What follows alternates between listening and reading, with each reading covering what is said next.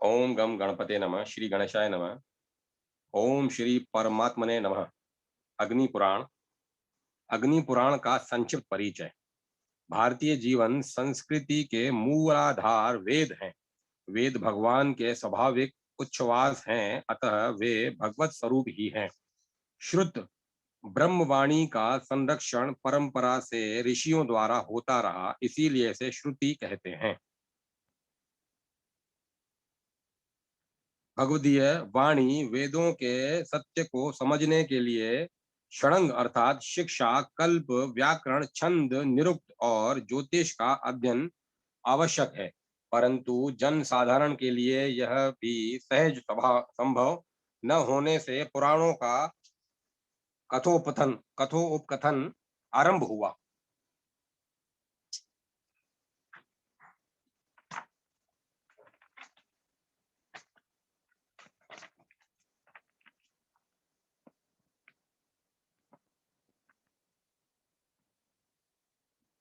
जिससे वैदिक सत्य रोचक ऐतिहासिक आख्यायिकाओं द्वारा जन जन तक पहुंच सके। इसीलिए कहा जाता है कि पुराणों का कथोपकथन उतना ही प्राचीन है जितना वैदिक ऋचाओं का संकलन और वंशानुवंश संरक्षण। अध्ययन के अध्ययन की पाश्चात्य विलक्षण विवेचन पद्धति को सर्वोपरि मानकर पुराणों को ईसा जन्म के आसपास अथवा इसके बाद का ठहराना सर्वथा भ्रांत तथा अनुचित है। भारत के आदि काल में समाज का प्रतिभा संपन्न समुदाय जिस प्रकार वेदों के अध्ययन, अध्यापन, निर्वाचन में निमग्न रहा, उसी प्रकार उसी काल में समाज के साधारण समुदाय को धर्म में लगाए रखने के लिए पुराणों का कथन, श्रवण, प्रवचन होता रहा। शतपथ ब्राह्मण में आया है कि चारों वेद, इतिहास, पुराण ये सब महान परमात्मा के ही निश्वास हैं। अथर्ववेद में आया है, यज्ञ से यजुर्वेद के साथ ऋक, साम, छंद और पुराण उत्पन्न हुए, जो पुरातन व्याख्यान आख्यान ऋषियों की स्मृतियों में सुरक्षित थे और जो वंशानुवंश ऋषि कंठों से कृतित थे, उन्हीं का संकलन और विभागीकरण भगवान वेद व्यास द्वारा हुआ। उन आख्यायिकों को व्यवस्थित करके प्रकाश में लाने का श्रेय भगवान वेद व्यास को है। इसी कारण वे पुराणों के प्रणेता कहलाए। अन्यथा पुराण भी वेदों की भांति ही अनादि, अपौरुष एवं प्रमाणिक है। भगवान वेद व्यास द्वारा प्रणीत 18 महापुराणों में अग्नि पुराण का एक विशेष स्थान है। विष्णु स्वरूप भगवान अग्नि देव द्वारा महर्षि वशिष्ठ के प्रति उपदिष्ट यह अग्नि पुराण ब्रह्म स्वरूप है, सर्वोत्कृष्ट है तथा वेद तुल्य है। देवताओं के लिए सुखद और विद्याओं का सार है। इस दिव्य पुराण के पठन श्रवण से भोग मोक्ष की प्राप्ति होती है। पुराणों के 5 लक्षण बताए गए हैं: सृष्टि, उत्पत्ति वर्णन, सृष्टि विलय वर्णन, वंश परंपरा वर्णन, मनवंतर वर्णन और विशिष्ट व्यक्ति चरित्र वर्णन।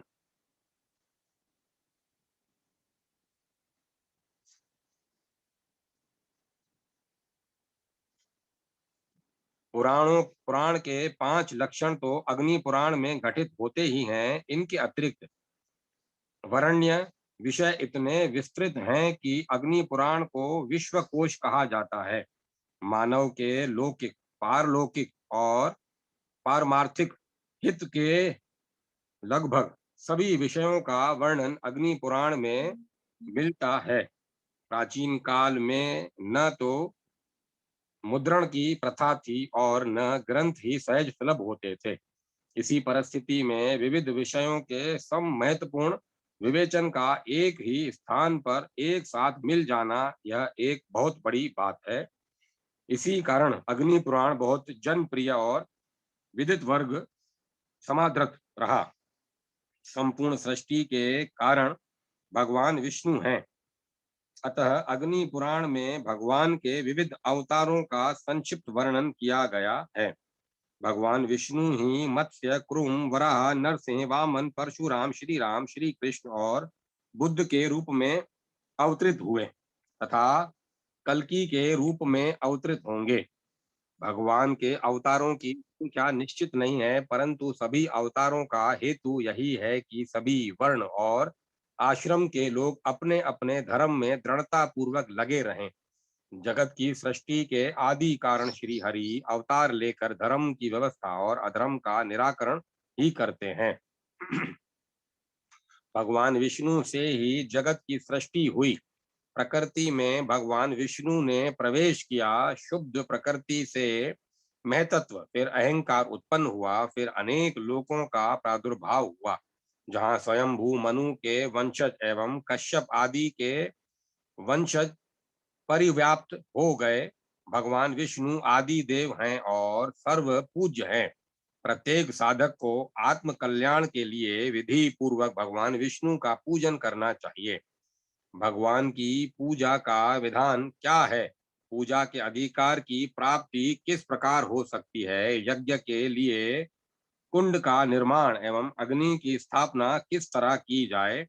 शिष्य द्वारा आचार्य के अभिषेक का विधान क्या है तथा भगवान का पूजन एवं हवन किस प्रकार संपन्न किया जाए, इसका विस्तृत वर्णन अग्नि पुराण में है। मंत्र एवं विधि सहित पूजन हवन करने वाला अपने पितरों का उद्धारक एवं मोक्ष का अधिकारी होता है। देव पूजन के समान महत्व ही देवालय निर्माण का है। देवालय निर्माण अनेक जन्म के पापों को नष्ट कर देता है। निर्माण कार्य के अनुमोदन मात्र से ही विष्णु धाम की प्राप्ति का अधिकार मिल जाता है। कनिष्ठ, मध्य और श्रेष्ठ, इन तीन श्रेणियों के देवालयों के 5 भेद अग्नि पुराण में बताए गए हैं। एक एकायतन, त्रयातन, पंचायतन, अष्टयातन तथा षोडशातन। मंदिरों का जीर्णोद्धार करने वाले को देवालय निर्माण से दूना फल मिलता है। अग्नि पुराण के विस्तार में बताया गया है कि श्रेष्ठ देव प्रसाद के लक्षण क्या हैं। देवालय में किस प्रकार की देव प्रतिमा स्थापित की जाए, इसका बड़ा सूक्ष्म एवं अत्यंत विस्तृत वर्णन इसमें है। शालग्राम शिला अनेक प्रकार की होती है। द्विचक्र एवं श्वेत वर्ण शिला वासुदेव कहलाती है। कृष्ण कांति एवं दीर्घ छिद्र युक्त नारायण कहलाती है। इसी प्रकार इसमें संकर्षण, प्रद्युम्न, अनिरुद्ध, परमेष्टि, विष्णु, नरसिंह, वराह, क्रुम, श्रीधर आदि अनेक प्रकार की शालग्राम शिलाओं का विशद वर्णन है।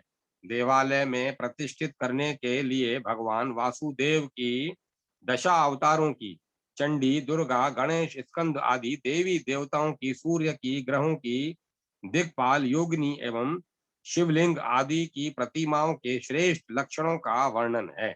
देवालय में श्रेष्ठ लक्षणों से संपन्न श्री विग्रहों की स्थापना सभी प्रकार के मंगलों का विधान करती है।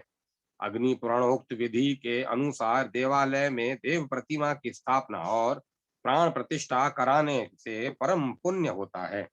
श्रेष्ठ साधक के लिए यही उचित है कि अत्यंत जीर्ण, अंगहीन, भग्न तथा शिला मात्रा विशिष्ट विशेष चिन्हों से रहित देव प्रतिमा का उत्सव सहित विसर्जन करे और देवालय में नवीन मूर्ति का न्यास करे। जो देवालय के साथ अथवा उससे अलग कूप, वापी, तड़ांग का निर्माण करवाता या वृक्षारोपण करता है, वह भी बहुत पुण्य का लाभ करता है। भारतवर्ष में पंच देवो उपासना अति प्राचीन है। गणेश, शिव, शक्ति, विष्णु और सूर्य, ये पांचों देव आदि देव भगवान की ही 5 अभिव्यक्तियां हैं, परंतु सब तत्वतः एक ही हैं। गणपति पूजन, सूर्य पूजन, शिव पूजन, देवी पूजन और विष्णु पूजन के महत्व का भी अग्नि पुराण में स्थान स्थान पर प्रतिपादन हुआ है। साधनों के श्रेष्ठ साधनों के क्षेत्र में श्रेष्ठ गुरु, श्रेष्ठ मंत्र, श्रेष्ठ शिष्य और सम्यक दीक्षा का बड़ा महत्व है। जिससे शिष्य में ज्ञान की अभिव्यक्ति कराई जाए, उसी का नाम दीक्षा है। पाश मुक्त होने के लिए जीव को आचार्य से मंत्र आराधना की दीक्षा लेनी चाहिए। सविधि दीक्षित शिष्य को शिव तत्व की प्राप्ति शीघ्र होती है। जहाँ भक्त मन वाचा कल्पतरु भगवान के सिद्ध श्री विग्रहों के देवालय हैं, अथवा जहाँ सर्वलोक वंदनीय श्री हरि के प्रत्यर्थ प्रेतर्थ ऋषि मुनियों ने कठिन साधना की है, वही भूमि तीर्थ कहलाती है। जिसके सेवन से भोग मोक्ष की प्राप्ति होती है, तीर्थ सेवन का फल सबको समान नहीं होता। जिसके हाथ पैर और मन संयमित हैं तथा जो जितेंद्रिय लघ्वाहारी अप्रतिग्रही निष्पाप है, उसी तीर्थ यात्री को तीर्थ सेवन का यथार्थ फल मिलता है। ऐसे तीर्थ यात्री को पुष्कर, कुरुक्षेत्र, काशी, प्रयाग, गया आदि तीर्थों का सेवन करना चाहिए। गया तीर्थ में शास्त्रोक्त विधि से श्राद्ध करने पर नरकस्त पितृ स्वर्ग के अधिकारी और स्वर्गस्थ पितृ परम पद के अधिकारी होते हैं। काम क्रोध ग्रस्त मानव द्वारा नहीं चाहते हुए भी अज्ञानवश बलात् पापाचरण हो जाता है।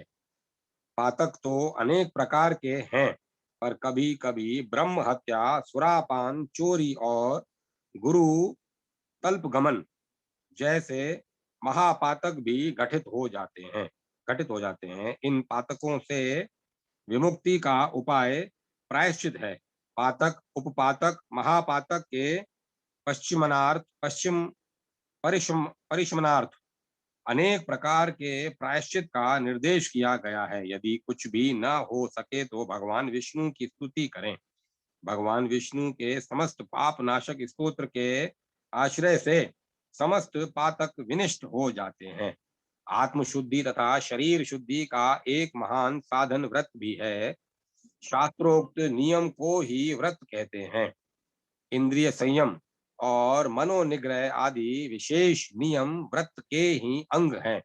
व्रत करने वाले को किंचित किंचित कष्ट सहन करना पड़ता है, अतः इसे तप भी कहते हैं। क्षमा, सत्य, दया, दान, शोच, इंद्रिय संयम, देव पूजा, अग्निहोत्र, संतोष तथा चोरी का अभाव, ये 10 नियम सामान्यतः संपूर्ण व्रतों में आवश्यक माने गए हैं।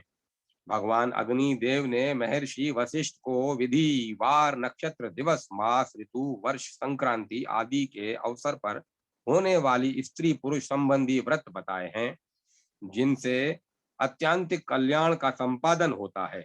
ग्रहों और नक्षत्रों की स्थिति भी मानव की सफलता असफलता को प्रभावित करती तथा शुभ अशुभ का विधान करती है। इसी कारण ज्योतिष शास्त्र का संक्षेप में भगवान अग्निदेव ने सुंदर उपदेश दिया, जिससे शुभ अशुभ का निर्णय करने वाले विवेक की प्राप्ति हो सके। वर वधु के गुण, विवाह आदि संस्कारों के मुहूर्त का निर्णय, काल को समझने के लिए गणित, युद्ध में विजय प्राप्ति के लिए विविध योग, शत्रु के वशीकरण के लिए शांति वशीकरण आदि षट तांत्रिक कर्म, ग्रहण दान और ग्रहों की महादशा आदि का सूक्ष्मता पूर्वक विचार किया गया है। इस विवेचन में ज्योतिष शास्त्र की प्राय उपयोगी बातें समाविष्ट हो गई हैं। व्यष्टि और समष्टि के हित के लिए अपने अपने वर्ण और आश्रम के अनुसार व्यक्ति मात्र के लिए स्वधर्म पालन आवश्यक है। स्वधर्म पालन ही सुख, शांति तथा मोक्ष की सीढ़ी है। यज्ञ करना कराना, वेद पढ़ना पढ़ाना और स्वाध्याय ब्राह्मण के कर्म है। दान देना, वेदाध्ययन करना, यज्ञानुष्ठान करना क्षत्रिय वैश्य के सामान्य धर्म है। प्रजा पालन और दुष्ट दमन क्षत्रिय के तथा कृषि, गौरक्षा, व्यापार वैश्य के धर्म हैं।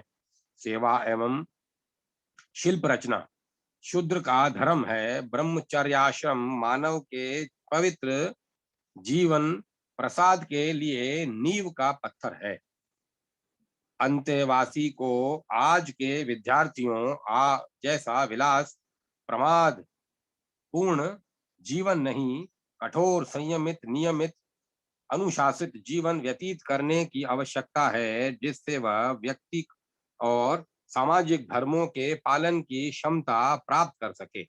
विवाह के उपरांत गृहस्थ आश्रम की संपूर्ण दिनचर्या का उल्लेख करते हुए यह बताया गया है कि गृही नित्य देवाराधना, द्रव्य शुद्धि, शोचाशोच विचार एवं शुद्ध आचरण द्वारा किस प्रकार आत्म कल्याण और समाज कल्याण का संपादन करे।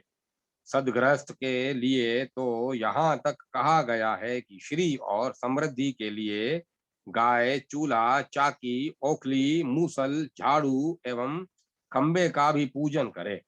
पौत्र के जन्म के बाद गृहस्थ को वानप्रस्थ धारण करके पत्नी सहित तपपूर्ण जीवन व्यतीत करना चाहिए। सन्यासी का जीवन तो त्याग का मूर्तिमान स्वरूप है। सन्यासी शरीर के प्रति अपेक्षा भाव रखता हुआ एकाकी विचरता है और मननशील रहता है। कुटीचक, बहुदक, हंस और परम हंस, इन चार प्रकार के सन्यासियों में अंतिम सर्वश्रेष्ठ है, जो नित्य ब्रह्म ब्रह्म में स्थित है। वास्तु विद्या का भी अग्नि पुराण में यत्र तत्र प्रभुत वर्णन है। भूमि के विस्तार का दिग्दर्शन कराते हुए विभिन्न द्वीप तथा देशों का वर्णन किया गया है। रहने के लिए गृह निर्माण कैसे हो, फिर नगर निर्माण की योजना कैसी हो, इसे भी युक्ति पूर्वक समझाया गया है। गृह निर्माण और नगर निर्माण के साथ देव प्रतिमा और देवालय निर्माण का भी विस्तृत विवरण है। नगर, ग्राम तथा दुर्ग में ग्रहों तथा प्रसादों की वृद्धि हो, इसकी सिद्धि के लिए 81 पदों का वास्तुमंडल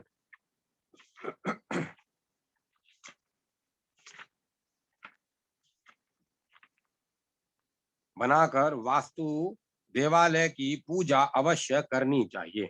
पूजा में पुष्पों का विशेष स्थान है। देव पूजन में मालती, तमाल, पाटल, पद्म आदि विभिन्न पुष्पों की विभिन्न फल होते हैं, परंतु देव पूजन के लिए श्रेष्ठ पुष्प है अहिंसा, इंद्रिय निग्रह, दया, शम, तप, सत्य आदि।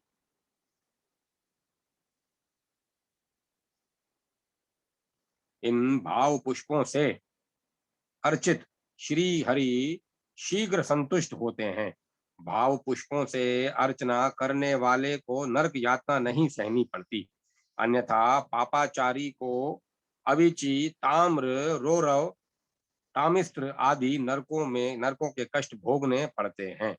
पुण्यात्माओं को स्वर्ग की प्राप्ति होती है। विशेष पर्वों पर, विशेष तीर्थों में, विशेष तिथि में दान का अलग अलग फल होता है। दान से मोक्ष तक की प्राप्ति हो सकती है, परंतु फल की कामना से दिया गया दान मोक्ष की प्राप्ति न करवा कर व्यर्थ चला जाता है। गायत्री मंत्र की व्याख्या करते हुए भगवान अग्निदेव ने बताया कि जो लोग भगवती गायत्री का एवं गायत्री मंत्र का आश्रय लेते हैं, उसके उनके शरीर और प्राण दोनों की रक्षा होती है। राज्य में सुख शांति बनाए रखने के लिए राजा को अपने धर्म का भली भांति पालन करना चाहिए। शत्रु सुदन, प्रजापालन, सुदंडधारी, संयमी, रण कलाविद, न्याय प्रिय, दुर्ग रक्षित, नीति कुशल राजा ही अपने धर्म का पालन कर सकता है। जो राजा धनुर्वेद के शिक्षण प्रशिक्षण की पूर्ण व्यवस्था रखता है और जो लोक व्यवहार में परम कुशल है, उसका पराभव नहीं होता। स्वप्न और शकुन का भी जीवन पर शुभ और अशुभ प्रभाव पड़ता है। सभी स्वप्न और शकुन प्रभावशाली नहीं होते, पर जिनसे अशुभ होता है उनके निवारण का उपाय भी बताया गया है। शुभ लक्षण संपन्न स्त्री या पुरुष की संगति सदा कल्याणकारी होती है, अतः उनके लक्षणों का भी विस्तृत वर्णन है। जीवन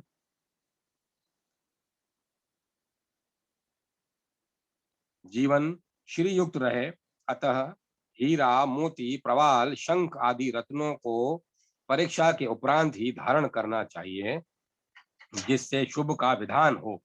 भगवान अग्नि देव ने चारों वेदों की सभी शाखाओं का विस्तार कर वर्णन करके चारों वेदों की विभिन्न ऋचाओं या सूक्तों के सहित पाठ जप हवन करने का विधान बताया, जिससे भुक्ति मुक्ति कामी पुरुषों को अभिष्ट की प्राप्ति तथा सभी उत्पातों की शांति होती है।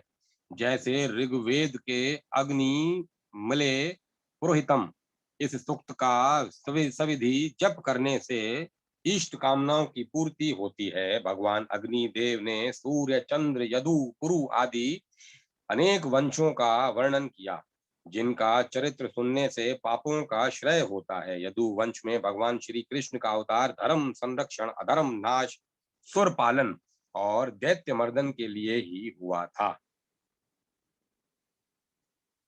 स्वास्थ्य रक्षा संबंधी ज्ञान भी मनुष्य के लिए आवश्यक है। अतः स्वास्थ्य के सिद्धांत, रोग के भेद एवं कारण, औषधि का विवेचन, वेद का कर्तव्य, उपचार के उपाय, शरीर के अवयव, गज और अश्व की चिकित्सा आदि का वर्णन करते हुए आयुर्वेद का ज्ञान कराया गया है, जो मृत्यु को भी प्राण प्रदाता है। अनिष्ट निवारण मंत्रों के प्रयोगों द्वारा भी होता है। अतः मंत्र तंत्र की परिभाषा और भेद प्रभेद बताकर शिव सूर्य गणपति लक्ष्मी गौरी आदि देवी देवताओं के अनेक मंत्र और मंडल बताए गए हैं, जिनको सिद्ध करने करके प्रयोग करने से विषमन बाल ग्रह आदि का निवारण होता है। समाज में उसका बड़ा आदर होता है, जिसकी वाणी में रस है, जिसमें अभिव्यक्ति की कुशलता है और जिसमें प्रस्तुतिकरण की क्षमता है। अतः अग्नि पुराण में काव्य मीमांसा का अति विस्तृत वर्णन है।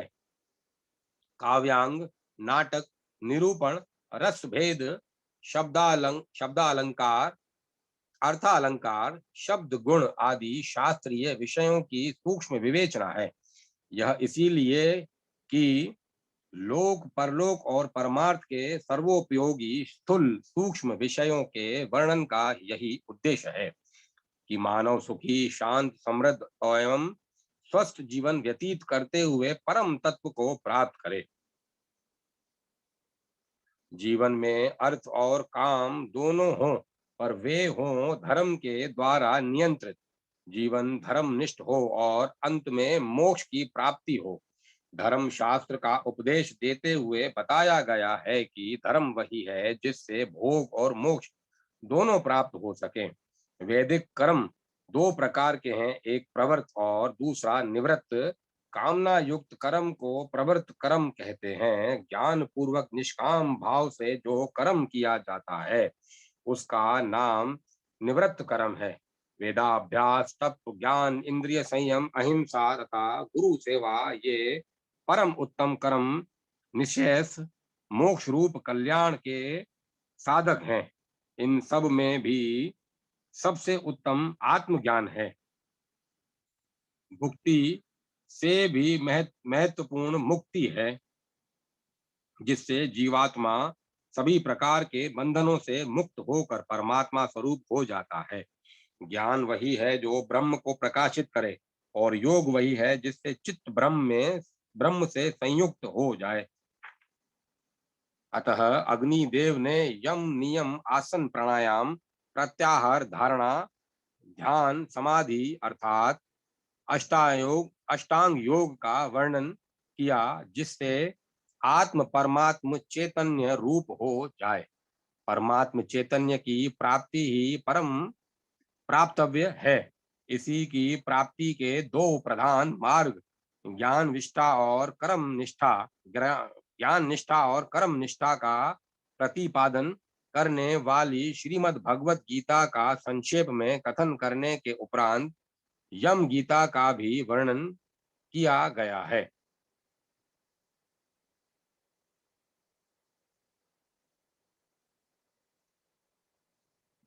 वस्तुतः शरीर से आत्मा पृथक है, नेत्र मन बुद्धि आदि आत्मा नहीं है। आत्मा इनका नहीं, ये आत्मा के हैं। जीवात्मा परमात्मा का सनातन अंश है। ब्रह्म तत्व की प्राप्ति में ही जीवन की परम सफलता है। इसके लिए ज्ञान योग श्रेष्ठ साधन है। साधना के द्वारा जीव जगत के स्थूल सूक्ष्म बंधनों से मुक्त होकर ब्रह्म तत्व की प्राप्ति कर लेता है। साधक को शरीर भाव से अतीत होना आवश्यक है। अपवाद की बात दूसरी है, अन्यथा सभी को अभ्यास करना ही पड़ता है। इसीलिए पूजा व्रत तप वैराग्य और देवाराधना का विधान है। आत्मो आत्मोत्कर्ष के लिए सभी को अपने अपने स्तर के अनुकूल साधन पथ चुनना चाहिए। सभी का स्तर एक नहीं, अतः सभी का अधिकार भी समान नहीं। देवोपासना से भी परम तत्व की प्राप्ति हो सकती है। देवोपासकों का भी जो विष्णु है, वही यज्ञिकों का यज्ञ पुरुष है, और वही ज्ञानियों का मूर्तिमान ज्ञान है। जीवात्मा किसी पथ का आश्रय ले, अंतिम उद्देश्य यही है कि आत्मा और परमात्मा का एकत्व प्रकाशित हो जाए। सच्चा श्रेय तो सदा परमार्थ में ही निहित रहता है। परमार्थ की दृष्टि से तो आत्मा और परमात्मा का नित्य अभिन्नत्व है। अग्नि पुराण में श्री सुत जी ने कहा है, भगवान विष्णु ही सार से भी सार तत्व हैं।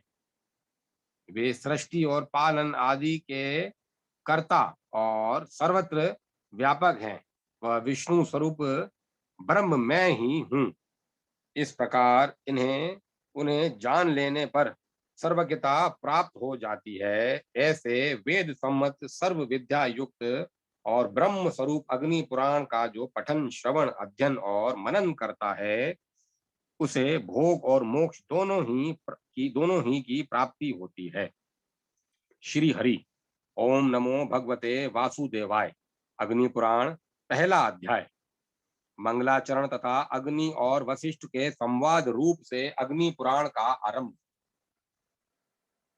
लक्ष्मी सरस्वती पार्वती गणेश कार्तिकेय महादेव जी ब्रह्मा अग्नि इंद्र आदि देवताओं तथा भगवान वासुदेव को मैं नमस्कार करता हूँ। नैमिषारण्य की बात है, शौनक आदि ऋषि यज्ञों द्वारा भगवान विष्णु का यजन कर रहे थे। उस समय वहां तीर्थ यात्रा के प्रसंग से सुत जी पधारे। महर्षियों ने उनका स्वागत सत्कार करके कहा। ऋषि बोले, सुत जी, आप हमारी पूजा स्वीकार करके हमें यह वह सार से भी सारभूत तत्व बतलाने की कृपा करें, जिससे के जान लेने मात्र से सर्वज्ञता प्राप्त होती है। सुत जी ने कहा, ऋषियों, भगवान विष्णु ही सार से भी सार तत्व हैं। वे सृष्टि और पालन आदि के कर्ता और सर्वत्र व्यापक हैं। वह विष्णु स्वरूप ब्रह्म मैं ही हूँ। इस प्रकार उन्हें जान लेने पर सर्वज्ञता प्राप्त हो जाती है। ब्रह्मा के दो स्वरूप जानने के योग्य हैं, शब्द ब्रह्म और पर ब्रह्म। दो विद्याएं भी जानने के योग्य हैं, अपरा विद्या और परा विद्या। यह अथर्व वेद की श्रुति का कथन है। एक समय की बात है, मैं सुखदेव जी तथा पेल आदि ऋषि बद्रिकाश्रम को गए और वहां व्यास जी को नमस्कार करके हमने प्रश्न किया। तब उन्होंने हमें सार तत्व का उपदेश देना आरंभ किया। व्यास जी बोले, सुत, तुम शुक आदि के साथ सुनो। सुत, तुम शुक आदि के साथ सुनो। एक समय मुनियों के साथ मैंने महर्षि वशिष्ठ जी से सारभूत परात्पर ब्रह्म के विषय में पूछा था। उस समय उन्होंने मुझे जैसा उपदेश दिया था वही तुम्हें बतलाता हूँ। वशिष्ठ जी ने कहा, व्यास, सर्वांतर्यामी ब्रह्म के दो स्वरूप हैं, मैं उन्हें बताता हूँ, सुनो। पूर्व काल के में ऋषि मुनि तथा देवताओं सहित मुझ से अग्नि देव ने इस विषय में जैसा जो कुछ भी कहा था वही मैं तुम्हें बता रहा हूँ। अग्नि पुराण सर्वोत्कृष्ट है। इसका एक एक अक्षर ब्रह्म विद्या है, अतएव यह परब्रह्म स्वरूप है। ऋग्वेद आदि संपूर्ण वेद शास्त्र अपरा ब्रह्म है। परब्रह्म स्वरूप अग्नि पुराण संपूर्ण देवताओं के लिए परम सुखद है। अग्नि देव द्वारा जिसका कथन हुआ है वह आग्नेय पुराण वेदों के तुल्य सर्वमान्य है। यह पवित्र पुराण अपने पाठकों और श्रोता जनों को भोग तथा मोक्ष प्रदान करने वाला है। भगवान विष्णु ही कालाग्नि रूप से विराजमान हैं। वे ही ज्योतिर्मय परात्पर पर ब्रह्म है। ज्ञान योग तथा कर्म योग द्वारा उन्हीं का पूजन होता है। एक दिन उन विष्णु स्वरूप अग्नि देव से मुनियों सहित मैंने इस प्रकार प्रश्न किया।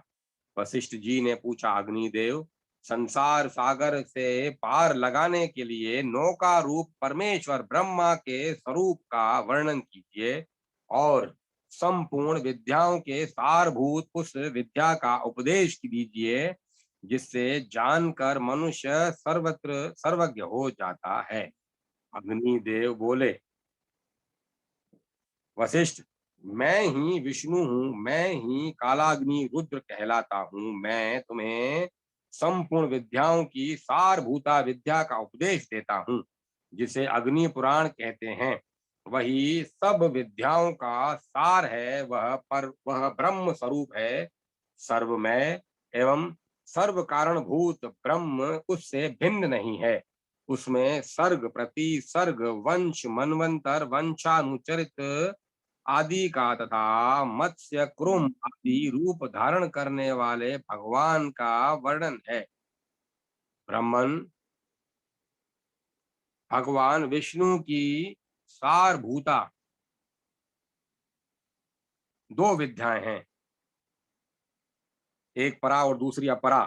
ऋक यजु साम और अथर्व नामक वेद, वेद के छहों अंग शिक्षा कल्प व्याकरण निरुक्त ज्योतिष और छंद शास्त्र और तथा मीमांसा धर्म शास्त्र पुराण न्याय वेदक आयुर्वेद गंधर्व वेद संगीत धनुर्वेद और अर्थशास्त्र, यह सब अपरा विद्या है। तथा परा विद्या वह है जिसे उस अदृश्य अग्रह गोत्र रहित चरण रहित नित्य अविनाशी ब्रह्म का बोध हो।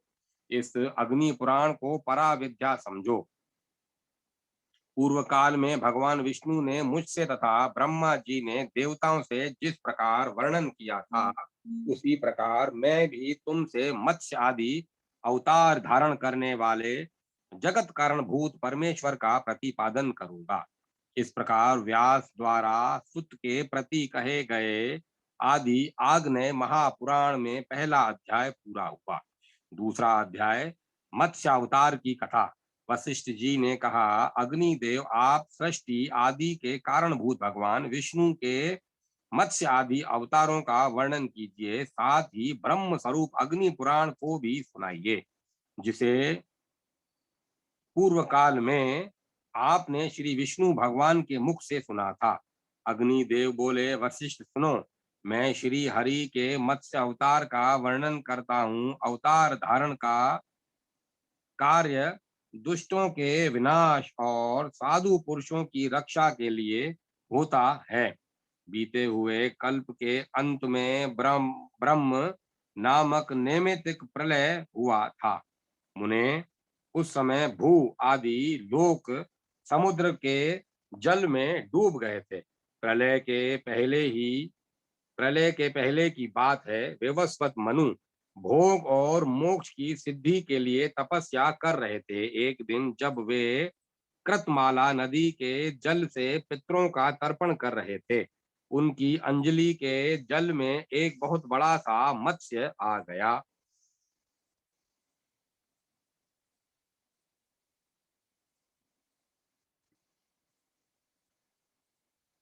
राजा ने उसे जल में फेंक देने का विचार किया। तब मत्स्य ने कहा, महाराज, मुझे जल में न फेंको, यहाँ ग्राह आदि जल जंतुओं ने से मुझे भय है। यह सुनकर मनु ने उसे अपने कलश के जल में डाल दिया। मत्स्य उसमें पड़ते ही बड़ा हो गया और पुनः मुन्ने मनु से बोला, राजन, मुझे इससे बड़ा स्थान दो। इसकी यह बात सुनकर राजा ने उसे एक बड़े जल पात्र, नाद या कुंडा आदि में डाल दिया।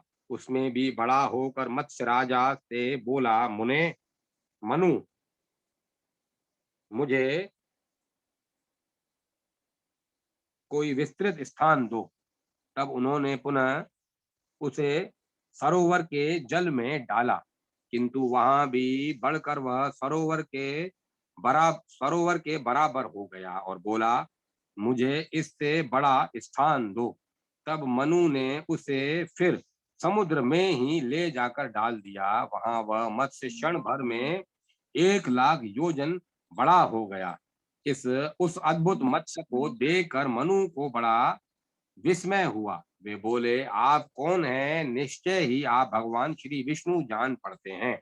नारायण, आपको नमस्कार है। जनार्दन, आप किस लिए अपनी माया से मुझे मोहित कर रहे हैं? मनु के ऐसा कहने पर सबके पालन में संलग्न रहने वाले मत्स्य रूपधारी भगवान उनसे बोले, राजन, मैं दुष्टों का नाश और जगत की रक्षा करने के लिए अवतीर्ण हुआ हूँ। आज से 7वें दिन समुद्र संपूर्ण जगत को डुबो देगा। उस समय तुम्हारे पास एक नौका उपस्थित होगी। तुम उस पर सब प्रकार के बीज आदि रख कर बैठ जाना। सप्तऋषि भी तुम्हारे साथ रहेंगे। जब तक ब्रह्मा की रात रहेगी, तब तक तुम उसी नाव पर विचरते रहोगे। नाव आने के बाद मैं भी इसी रूप में उपस्थित होऊंगा। उस समय तुम मेरे सींग में महासर्पमयी रस्सी से उस नाव को बांध देना। ऐसा कहकर भगवान मत्स्य अंतर्ध्यान हो गए और विवस्वत मनु उनके बताए हुए समय की प्रतीक्षा करते हुए वहीं रहने लगे। जब नियत पर समय पर समुद्र अपनी सीमा लांघकर बढ़ने लगा, तब वे पूर्वोक्त नौका पर बैठ गए। उसी समय एक सींग धारण करने वाले स्वर्णमय मत्स्य भगवान का प्रादुर्भाव हुआ। उसका विशाल शरीर उनका विशाल शरीर 10 लाख योजन लंबा था। उनके सींग में नाव बांधकर राजा ने उनसे मत्स्य नामक पुराण का श्रवण किया, जो सब पापों का नाश करने वाला है। मनु भगवान मत्स्य की नाना प्रकार के स्तोत्रों द्वारा स्तुति भी करते थे।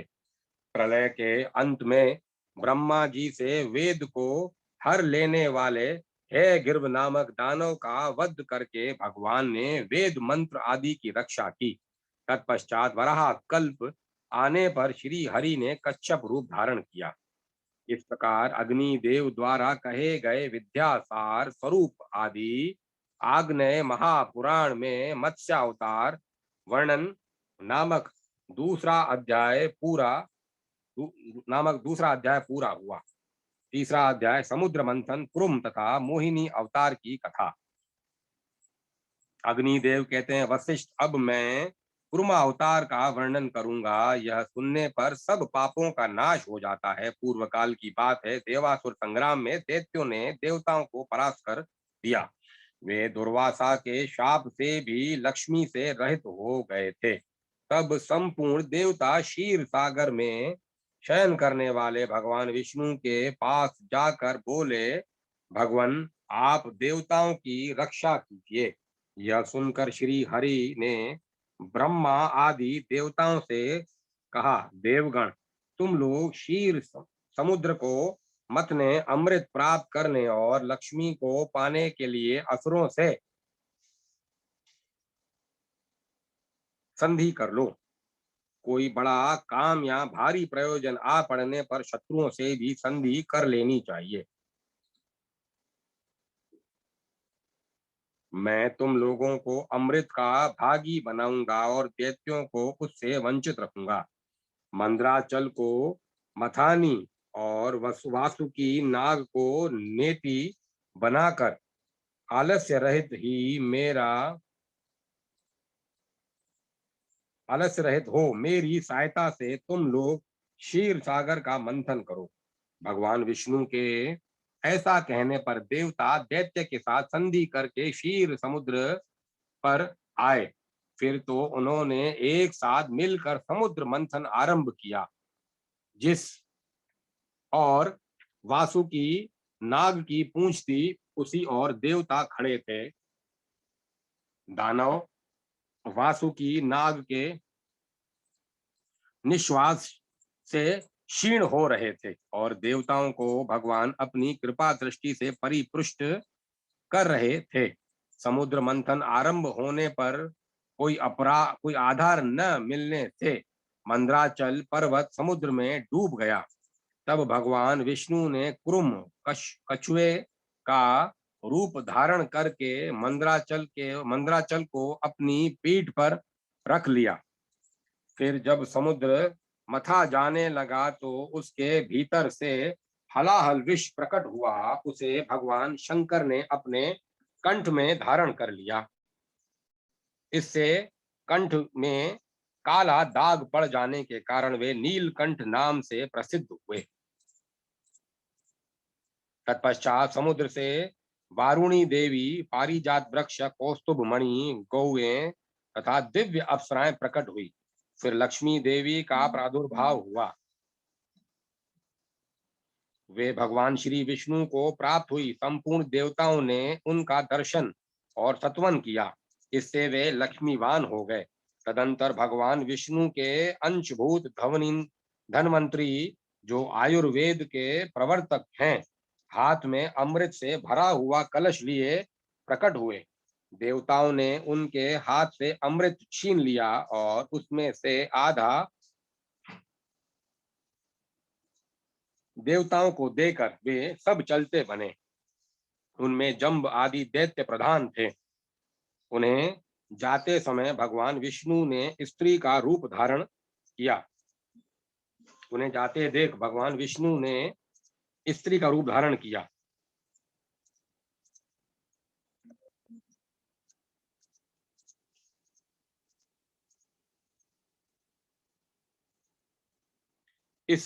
उस रूपवती स्त्री को देखकर दैत्य मोहित हो गए और बोले, सुमुखी, तुम हमारी भार्या हो जाओ और यह अमृत लेकर हमें पिलाओ।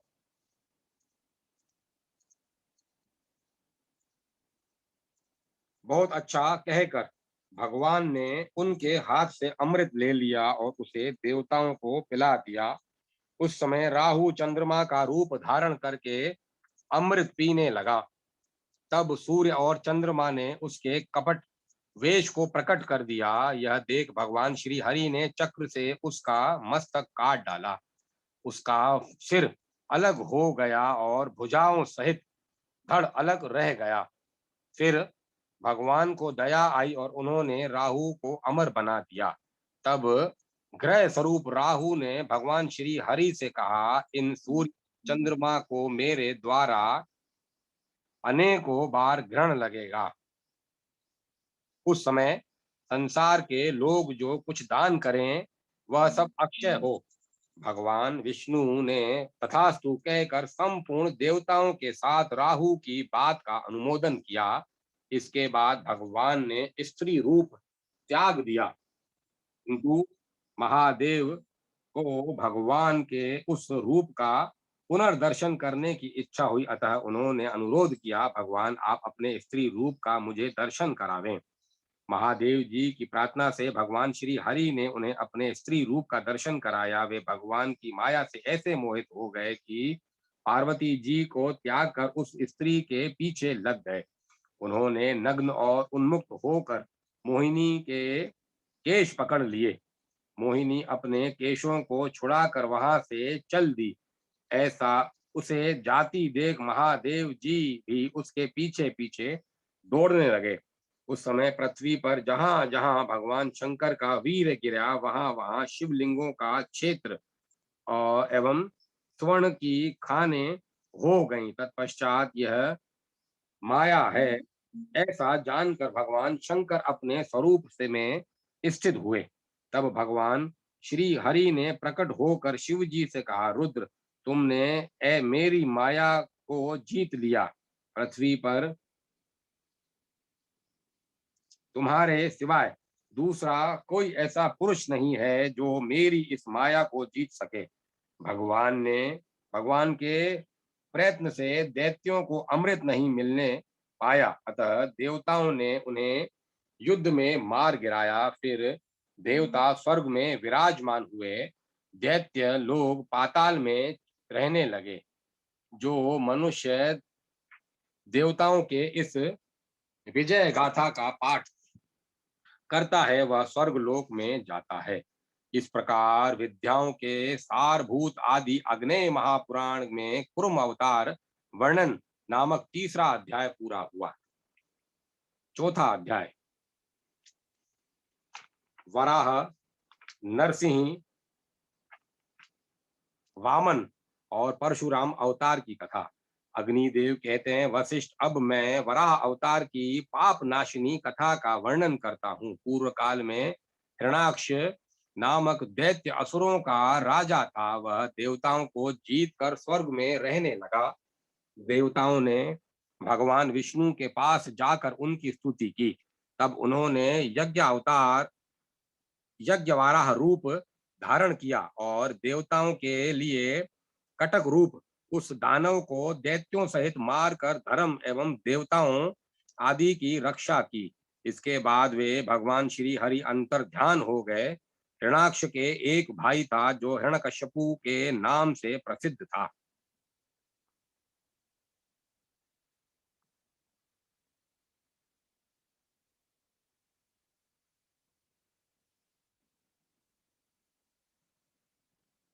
उसने देवताओं के यज्ञ भाग अपने अधीन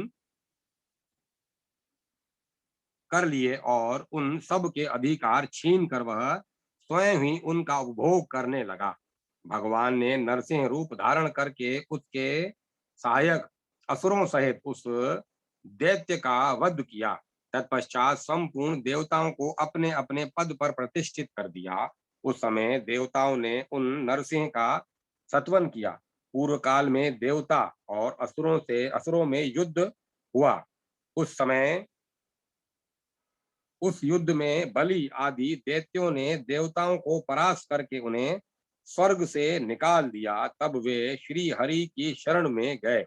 भगवान ने उन्हें अभय दान दिया और कश्यप तथा अदिति की स्तुति से प्रसन्न हो वे अदिति के गर्भ से वामन रूप में प्रकट हुए। उस समय दैत्यराज बलि गंगा द्वार में यज्ञ कर रहे थे। भगवान उनके यज्ञ में गए और वहां यजमान की स्तुति का गान करने लगे। वामन के मुख से वेदों का पाठ सुनकर राजा बलि उन्हें वर देने को उद्यत हो गए और शुक्राचार्य के मना करने पर भी बोले, ब्राह्मण आपकी जो इच्छा हो मुझसे मांगे, मैं आपको वह वस्तु अवश्य दूंगा। वामन ने बलि से कहा, मुझे अपने गुरु के लिए 3 पग भूमि की आवश्यकता है, वही दीजिए। बलि ने कहा, अवश्य दूंगा। तब संकल्प का जल हाथ में पड़ते ही भगवान वामन अवामन हो गए। उन्होंने विराट रूप धारण कर लिया और भूलोक भूरलोक भूवरलोक एवं स्वर्गलोक को अपने 3 पगों से नाप लिया। श्री हरि ने बलि को सुतल लोक में भेज दिया और त्रिलोकी का राज्य इंद्र को दे डाला। इंद्र ने देवताओं के साथ श्री हरि का सत्वन किया। वे तीनों लोकों के स्वामी होकर सुख से रहने लगे। ब्राह्मण अब मैं परशुराम अवतार का वर्णन करूंगा, सुनो। देवता और ब्राह्मण आदि का वर्णन देवता और ब्राह्मण आदि का पालन करने वाले श्री हरि ने जब देखा कि भूमंडल के क्षत्रिय उदत स्वभाव के हो गए हैं तो वे उन्हें मारकर पृथ्वी का भार उतारने और सर्वत्र शांति स्थापित करने के लिए जमदग्नि के अंश द्वारा रेणुका के गर्भ से अवतीर्ण हुए। भृगुनंदन परशुराम शस्त्र विद्या के पारंगत विद्वान थे। उन दिनों कृतवीर्य का पुत्र राजा अर्जुन भगवान दत्तात्रेय जी की कृपा से हजार बाहें पाकर समस्त भूमंडल पर राज्य करता था। एक दिन वह वन में शिकार खेलने के लिए गया। वहां वह बहुत थक गया। उस समय जमदग्नि मुनि ने उसे सेना सहित अपने आश्रम पर निमंत्रित किया और कामधेनु के प्रभाव से सबको भोजन कराया। राजा ने मुनि से कामधेनु को अपने लिए मांगा, किंतु उन्होंने देने से इनकार कर दिया। तब उसने बलपूर्वक उस धेनु को छीन लिया। यह समाचार पाकर परशुराम ने हैपुरी में जा उसके साथ युद्ध किया और अपने फरसे से उसका मस्तक काट कर रणभूमि में उसे मार गिराया। फिर वे कामधेनु को साथ लेकर अपने आश्रम लौट आए। एक दिन परशुराम जी जब वन में गए हुए थे, कृतवीर्य पुत्र ने आकर कृतवीर्य के पुत्र ने आकर अपने पिता के वैर का बदला लेने के लिए जमदग्नि मुनि को मार डाला। तब परशुराम जी लौट कर आए तो पिता को मारा गया देख उनके मन में बड़ा क्रोध हुआ।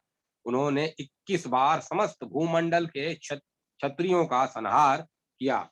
फिर कुरुक्षेत्र में 5 कुंड बनाकर वहीं उन्होंने अपने पितरों का तर्पण किया और सारी पृथ्वी कश्यप मुनि को दान देकर वे महेंद्र पर्वत पर रहने लगे।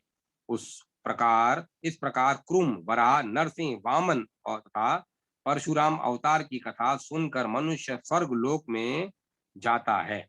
इस प्रकार आदि आग्नेय महापुराण में वराह, नरसिंह, वामन तथा परशुराम अवतार की कथा का वर्णन नामक चौथा अध्याय पूरा हुआ। पांचवा अध्याय श्री राम अवतार वर्णन के प्रसंग में रामायण बालकांड की संक्षिप्त कथा। अग्निदेव कहते हैं, वशिष्ठ, अब मैं ठीक उसी प्रकार रामायण का वर्णन करूंगा जैसे पूर्व काल में नारद जी ने महर्षि वाल्मीकि जी को सुनाया था। इसका पाठ भोग और मोक्ष दोनों को देने वाला है। देवऋषि नारद कहते हैं, वाल्मीकि जी भगवान विष्णु के नाभि कमल से ब्रह्मा जी उत्पन्न हुए। ब्रह्मा जी के पुत्र हैं मरीचि, मरीचि से कश्यप, कश्यप से सूर्य और सूर्य से वेवस्वत मनु का जन्म हुआ। उसके बाद वेवस्वत मनु से इक्ष्वाकु की उत्पत्ति हुई। इक्ष्वाकु के वंश में कुकस्थ नामक राजा हुए। कुकस्थ के रघु, रघु के अज और अज के पुत्र दशरथ हुए। उन राजा दशरथ से रावण आदि राक्षसों का वध करने के लिए साक्षात भगवान विष्णु 4 रूपों में प्रकट हुए। उनकी बड़ी रानी कौशल्या के गर्भ से श्री राम जी का प्रादुर्भाव हुआ। कैकई से भरत और सुमित्रा से लक्ष्मण एवं शत्रुघ्न का जन्म हुआ। महर्षि ऋषि श्रृंग ऋष्य श्रृंग ने उन तीनों रानियों को यज्ञ सिद्ध चरु दिए थे, जिन्हें खाने से उन चारों कुमारों का आविर्भाव हुआ। श्री राम आदि सभी भाई अपने पिता के ही समान पराक्रमी थे। एक समय मुनिवर विश्वामित्र ने अपने यज्ञ में विघ्न डालने वाले निशाचरों का विधान करने के लिए राजा दशरथ से प्रार्थना की कि आप अपने पुत्र श्री राम को मेरे साथ भेज दें। तब राजा ने मुनि के साथ श्री राम और लक्ष्मण को भेज दिया। श्री रामचंद्र जी ने वहां जाकर मुनि से अस्त्र शस्त्रों की शिक्षा पाई और ताड़का नाम वाली निशाचरी का वध किया। फिर उन बलवान वीर ने मारीच नामक राक्षस को मानवास्त्र से मोहित करके दूर फेंक दिया और यज्ञ विख्यातक राक्षस सुबाहु को दल बल सहित मार डाला। इसके बाद वे कुछ काल तक मुनि के सिद्ध आश्रम में ही रहे। तत्पश्चात विश्वामित्र आदि महर्षियों के साथ लक्ष्मण सहित श्री राम मिथिला नरेश का धनुष यज्ञ देखने के लिए गए। अपनी माता अहिल्या के उद्धार की वार्ता सुनकर संतुष्ट हुए शतानंद जी ने निमित्त कारण बनकर श्री राम जी से विश्वामित्र मुनि के प्रभाव का वर्णन किया। यह मूल में प्रभावतः पद प्रभाव के अर्थ में है। यहाँ तसी प्रत्यय पंचांतक का बोधक रहा है, बोधक नहीं है। सर्वाभिव्यक्तिक तसी के नियमानुसार प्रथमांत पद से यहाँ तसी प्रत्यय हुआ है, ऐसा मानना चाहिए। विश्वामित्र मुनि के प्रभाव का वर्णन किया। राजा जनक ने अपने यज्ञ में मुनियों सहित श्री रामचंद्र जी का पूजन किया। कि राम ने धनुष को चढ़ा दिया और उसे अनायास ही तोड़ डाला। तदंतर महाराज जनक ने अपनी नियोजा कन्या सीता को, जिसके विवाह के लिए पराक्रम ही शुल्क निश्चित किया गया था, श्री रामचंद्र जी को समर्पित किया। श्री राम जी ने अपने पिता राजा दशरथ आदि गुरुजनों के मिथिला में पधारने पर सबके सामने सीता का विधि पूर्वक पाणी ग्रहण किया। उस समय लक्ष्मण ने भी मिथिलेश कन्या उर्मिला को अपनी पत्नी बनाया। उस समय लक्ष्मण जी ने भी मिथिलेश कन्या उर्मिला को अपनी पत्नी बनाया। राजा जनक के छोटे भाई कुशध्वज थे। उनकी दो कन्याएं थी, शुचकृति और मांडवी।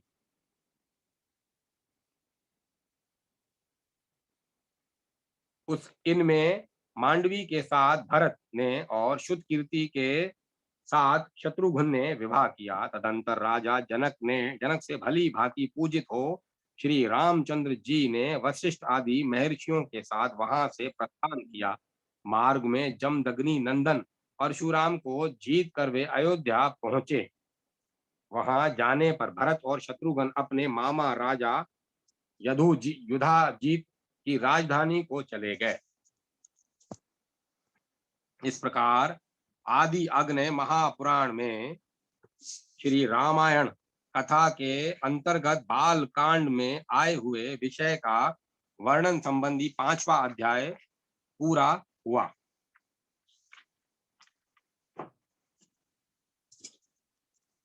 अब मैं कथा को विराम देता हूं।